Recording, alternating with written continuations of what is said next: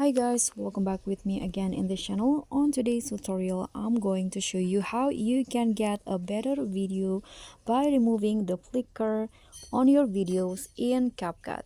So here you can just add the videos that you want to fix. So for example, you got some flickers on your videos.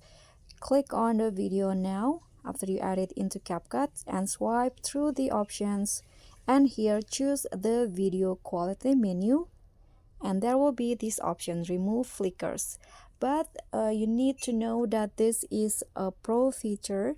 So if you want to use it and export your video, you need to join the CapCut Pro first.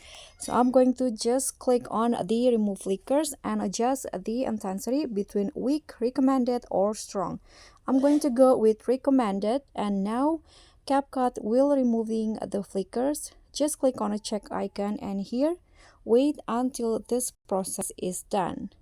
So after that, you are finished. Thank you so much for watching. Don't forget to like, comment, and subscribe. Also click on the thanks. Bye.